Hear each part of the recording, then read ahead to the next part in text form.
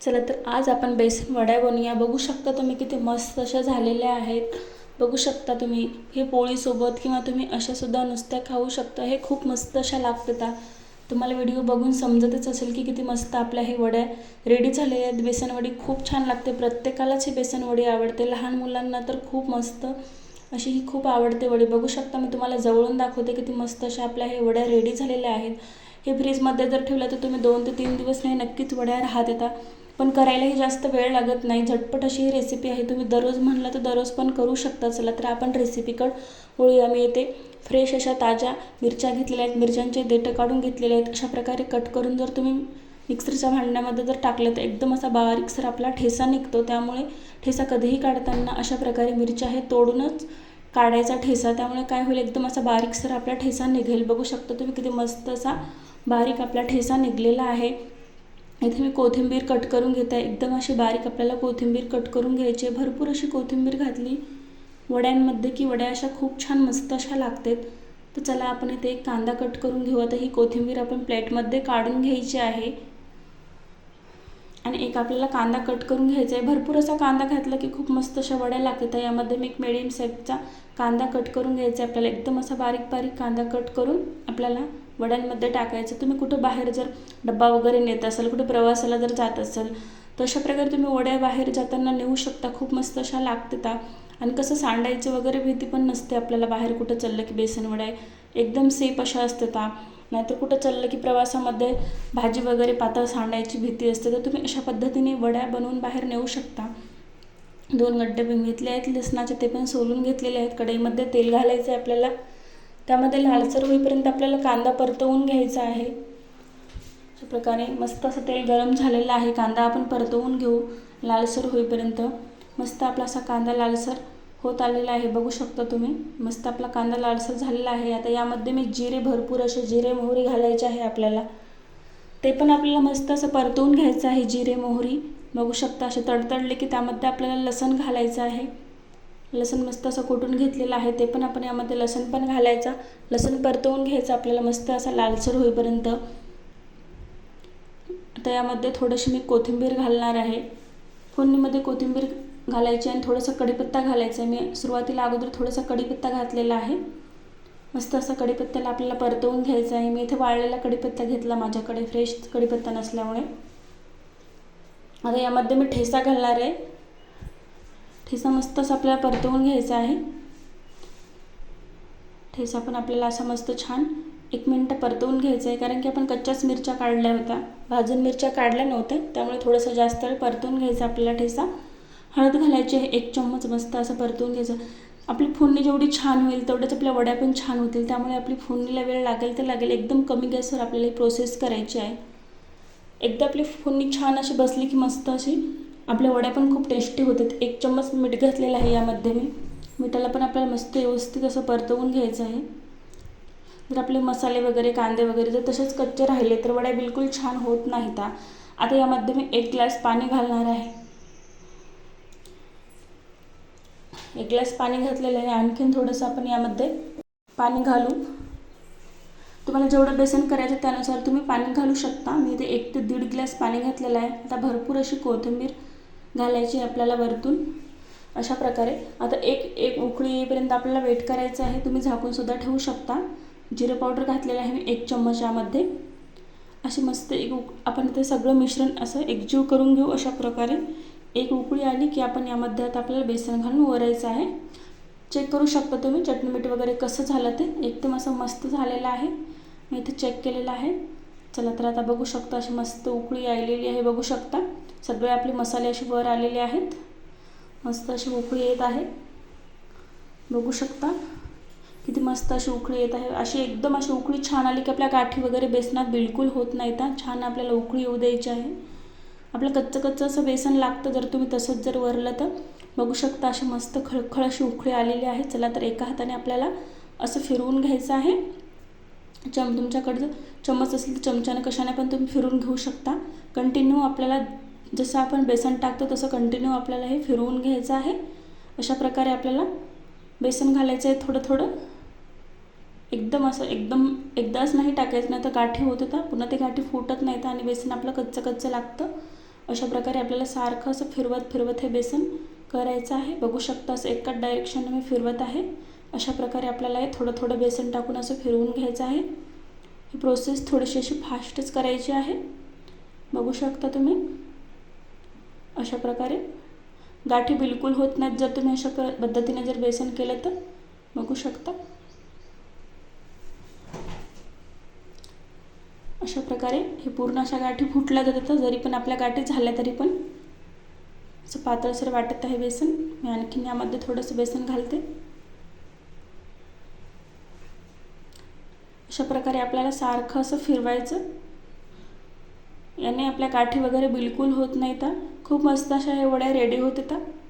एक वेळेस तुम्ही अशा पद्धतीने करून बघा.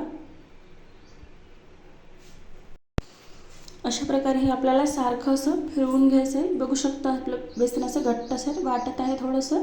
तुम्ही असं सुद्धा पोळीसोबत हे बेसन खाऊ शकता. खूप मस्त असं हे बेसन लागते. मी थोडंसं असं बेसन हे शिजू देणार आहे आणि थोडंसं बेसन हे काढून घेणार आहे पोळीसोबत खायला. आणि परत आपण त्याच्या वड्या बनवूया थोड्याशा बेसनच्या. एवढं जर बेसन आपल्याला करायला गेलं तर खूप असं ते गाठी वगैरे बनतात. एकदाच एवढ्या बेसनचं आपल्याला बनत नाही करायला. थोडंसं आपण वाफू देऊ आणि थोडंसं बेसन मस्त आपलं बेसन हे शिजलेलं आहे. बघू शकता तुम्ही थोडंसं बेसन आता मी हे काढून घेणार आहे आणि परत मग थोडंसं बेसनाच्या आपल्याला एकदम अशा छान अशा वड्या बनवायच्या आहेत. परफेक्ट अशा वड्या तुम्हाला मी दाखवणार आहे करून. बघू शकता मस्त असं थोडंसं बेसन मी आता काढून घेते. काढलेलं आहे. आता यामध्ये आपल्याला आणखीन थोडंसं बेसन घालायचं आहे. एकदम पातळसर आहे. याच्या वड्या बिलकुल होणार नाहीत. त्यामुळे अशा प्रकारे आपल्याला यामध्ये बेसन घालायचं आहे. बघू शकता तसं आपल्याला पुरण कसं बनवतो तसं घट्ट असं पाहिजे. तसं एकदम असं थिकनेस पण आला पाहिजे त्याच्यामध्ये. तशा प्रकारे आपल्याला घट्ट होईपर्यंत यामध्ये बेसन घालायचं आहे. अशा प्रकारे सारखं असं फिरवून गाठी वगैरे तुम्ही बघू शकता बिलकुल गाठ एकही दिसत नाही. अशा प्रकारे सारखं असं फिरवत फिरवत आपल्याला यामध्ये बेसन ॲड करायचं आहे. एकदाच जर तुम्ही बेसन यामध्ये घातलं तर गाठी होत होतात. त्यामुळे अशा प्रकारे सारखं असं फिरवत फिरवत थोडं थोडं आपल्याला यामध्ये बेसन घालायचं आहे. बघू शकता सारखं असं फिरवावं लागतं, नाही तर कढईला बुडाला पण करपू शकते आपलं बेसन. ही प्रोसेस आपल्याला कमी गॅसवरतीच करायची आहे. बिलकुल फुल गॅस करायचा नाही. आता मस्त आपलं बेसन बघू शकता तुम्ही तसं उडत आहे आपलं बेसन. म्हणजे असं परफेक्ट वडीसाठी रेडी झालेलं आहे. आपल्याला यामध्ये आता बेसन घालायची बिलकुल गरज नाही. बघू शकता तुम्ही जे जागा सोडत आहे आपलं बेसन असं घट्टसर वाटत आहे. आता आपण आपली वडीला परफेक्ट असं हे बेसन झालेलं आहे. यामध्ये आपल्याला थोडंसं हे बेसन आता घालायची गरज नाही. अशा प्रकारे मी आता हटवून घेते. गाठी वगैरे एखादी जर असेल तर आता यामध्ये मी थोडीशी कोथिंबीर घालणार आहे. वडीला असं कोथिंबीर घातलं की खूप मस्त अशा वड्या लागतात. अशा प्रकारे एखादं मिनटं तुम्ही हे वाफवून घेऊ शकता. म्हणजे अशा कच्चे वगैरे आपली बेसन वडी लागणार नाही. 1 ते 1.5 मिनटं अशा मस्त मी वाफवून घेतलेलं आहे. बघू शकता. आता एका प्लेटला आपल्याला तिकडे तेल लावून ठेवायचं आहे. बघू शकता मस्त असं वाफलं गेलेलं आहे. मस्त असं एका प्लेटला मी तेल लावून घेतलेलं आहे. त्यामध्ये आता आपण हे सर्व थोडंसं तेल घातलेलं आहे मी यामध्ये. मस्त अशा मऊ एकदम छान अशा बेसन वड्या होतात. थोडंसं तेल घातलं की आणि कशा निघतात आपण अशा पटकून लवकर निघतात. जर तुम्ही प्लेटला जर तेल लावायचं नसेल तर तुम्ही यामध्येच तेल घातलं तरीही पण जमतं. अशा प्रकारे तर आपण गॅस बंद करून घेऊ. थोडंसं आपण 2 ते 3 सेकंद असा फुल करू ठेवू आणि परत आता गॅस आपण असा बंद करून घेऊ. थोडंसं असं पातळसर तुम्हाला जर वाटलं तर थोडंसं असं फुल गॅस करून तुम्ही ठेवू शकता. आता मी गॅस बंद केलेला आहे. आता आपण मी एका प्लेटला मस्त असं तेल लावून घेतलेलं आहे. त्या प्लेटमध्ये आपल्याला हे सर्व काढायचं आहे. प्लेटला मी तेल लावून घेतलेलं आहे. तर हे सर्व मिश्रण आपल्याला प्लेटमध्ये काढून घ्यायचं आहे. बघू शकता मस्त असं प्लेट झाकून ठेवली होती 2 मिनटं मी. मस्त असं वाफेवर शिजलं गेलेलं आहे. बघू शकता तुम्ही मस्त असं बेसन आपलं हे रेडी झालेलं आहे वड्यांसाठी. तुम्ही जेवढं शिजू द्याल तेवढं ते छान लागतं. कच्चं वगैरे बिलकुल राहत नाही. तेल लावून घेतलेलं आहे मस्त. तर यामध्ये आपल्याला हे सर्व बेसन पीठ आपल्याला काढून घ्यायचं आहे. तुम्हाला जेवढं थिक पाहिजे जेवढं पातळ पाहिजे तेवढं तुम्ही ते करू शकता. मी मी ते मीडियम साईजच्याच करणार आहे वड्या. आपल्याला हे आता पसरवून घ्यायचं आहे. अशा पद्धतीने तुम्ही हाताने सुद्धा करू शकता. हात असा ओलसर करून हाताने सुद्धा थापू शकता आणि चम्मचने पण बनतं.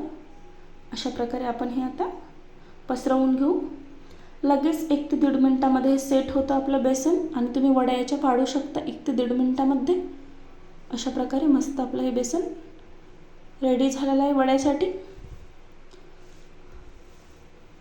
बघू शकता तुम्ही किती मस्त असा कलर आलेला आहे हे सुकल्यानंतर.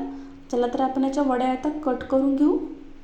तुम्हाला ज्या साईजमध्ये पाहिजे तुम्ही त्या साईजमध्ये कट करून घेऊ शकता. चौकोनी, षटकोनी वगैरे आकारमध्ये ज्या पाहिजे तुम्हाला त्या आकारमध्ये. बघू शकता अशा वड्या कट करून घेत आहे मी. अशा प्रकारे मीडियम साईजच्या खूप मस्त अशा वड्या हे लागतात. नक्की तुम्ही अशा पद्धतीने एक वेळेस हे वड्या बनवून बघा. कुठे बाहेर जर चालले तर नक्कीच तुम्ही अशा पद्धतीने हे वड्या घेऊन जा. खूप मस्त अशा हे वड्या बाहेर चालले तर नक्कीच तुमच्या दिवसभर हे राहतील. 1-2 दिवस राहते. उन्हाळ्याच्या खूप लवकर अशा खराब होते. जर वातावरण थंड वगैरे जर असेल, पावसाळ्या दिवस असतील ना, तर बेसनच्या वड्या हे 2 दिवस नक्कीच राहतील. बघू शकता तुम्ही किती मस्त अशा हे आपल्या बेसनच्या वड्या रेडी झालेल्या आहेत. आजची रेसिपी तुम्हाला कशी वाटली कमेंटमध्ये नक्की कळवा. व्हिडिओ आवडला असेल जरासरी तुम्हाला तर व्हिडिओला एक लाईक करा, शेअर करा, कमेंट करा, चॅनलला सबस्क्राईब करा. आपल्या असेच तुम्हाला नवीन नवीन रेसिपी बघायला मिळतील, साध्या सोप्या आणि सरळ. बघू शकता किती मस्त अशा अलगद अशा हाताने हे वड्या आपल्या निघत आहेत. दिसत पण आहेत एकदम अशा सुंदर अशा छान हे वड्या. बघू शकता हे नुसत्या पण वड्या अशा खूप छान लागतात. तुम्ही पोळीसोबत सुद्धा खाऊ शकता. व्हिडिओ कसा वाटला कमेंटमध्ये नक्की कळवा. व्हिडिओ कुठून पाहतात ते पण कमेंटमध्ये नक्की सांगा. बघू शकता अशा मस्त अशा पातळसर वड्या आपल्या रेडी झालेल्या आहेत.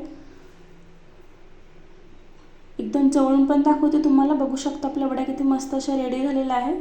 आजची रेसिपी कशी वाटली कमेंटमध्ये नक्की सांगा. चला तर पुन्हा भेटू आपण पुढच्या रेसिपीमध्ये.